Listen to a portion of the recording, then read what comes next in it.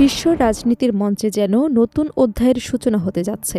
Iran ইস্যুতে সমঝোতার পথ খোঁজার পর এবার নজর ঘুরছে বিশ্বের সবচেয়ে রহস্যময় এবং বিতর্কিত পারমাণবিক শক্তিধর দেশ উত্তর কোরিয়ার দিকে।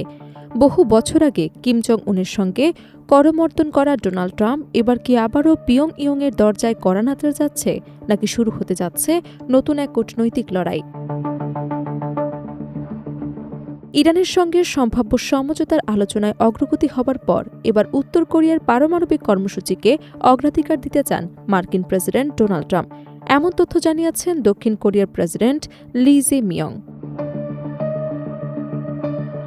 জি7 সম্মেলনের ফাঁকে ট্রাম্পের সঙ্গে বৈঠক শেষে শুক্রবার এক সংবাদ সম্মেলনে লি জে মিং বলেন, মার্কিন প্রেসিডেন্ট তাকে জানিয়েছেন যে এখন উত্তর কোরিয়া ইস্যুর প্রতি মনোযোগ দেওয়ার সময় এসে গেছে। এই মন্তব্যের পর আন্তর্জাতিক অঙ্গনে নতুন করে আলোচনায় উঠে এসেছে পিয়ংইয়ংয়ের পারমাণবিক কর্মসূচি এবং ওয়াশিংটনের সম্ভাব্য কৌশল। লি জে মিয়ংয়ের মতে, উত্তর কোরিয়ার বিরুদ্ধে দীর্ঘদিন ধরে আরোপিত আন্তর্জাতিক নিষেধাজ্ঞাগুলো আগের মতোই কার্যকর নেই।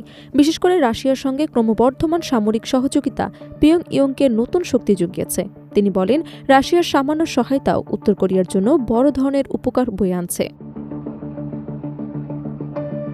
সাম্প্রতিক বছরগুলোতে আন্তর্জাতিক মঞ্চে নিজের অবস্থান আরও শক্তিশালী করার চেষ্টা চালিয়ে যাচ্ছে উত্তর কোরিয়ার নেতা কিম জং উন। ইউক্রেন যুদ্ধে রাশিয়াকে সহায়তা দিতে তিনি সৈন্য, গোলাবারুদ ও সামরিক সরঞ্জাম পাঠিয়েছে বলে পশ্চিমা বিভিন্ন গোয়েন্দা প্রতিবেদনে দাবি করা হয়েছে।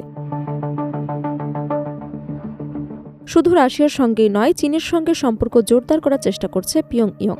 সম্প্রতি উত্তর কোরিয়া সফর করলেন চীনের প্রেসিডেন্ট শি জিনপিং। এর আগে তিনি বেইজিংয়ে ট্রাম্প এবং রাশিয়ার প্রেসিডেন্ট ভ্লাদিমির পুতিনের সঙ্গে পৃথক বৈঠক করেন। বিশ্লেষকদের মতে, উত্তর কোরিয়ার প্রতি চীন এবং রাশিয়ার অবস্থান আগের তুলনায় অনেক বেশি সহনশীল। উল্লেখযোগ্য বিষয় হল, সাম্প্রতিক যৌথ বিবৃতিতে উত্তর কোরিয়ার নিরস্ত্রীকরণের প্রশ্নটি প্রায় অনুপস্থিত। অনেক বিশেষজ্ঞ এটিকে বেইজিংয়ের নীরব সমর্থনের ইঙ্গিত হিসেবে দেখছেন।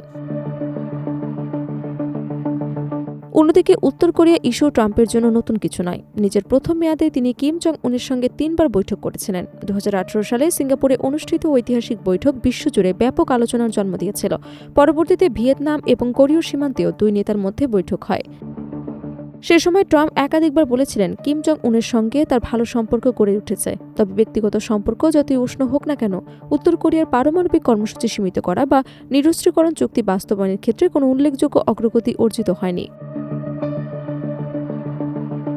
গত বছর এশিয়া সফরের সময় ট্রাম্প জানিয়েছিলেন তিনি আবারও কিম জং উনের সঙ্গে বৈঠক বসতে শতভাগ প্রস্তুত, কিন্তু সেই প্রস্তাবের প্রতি কোনো আনুষ্ঠানিক সাড়া দেয়নি পিয়ংইয়ং।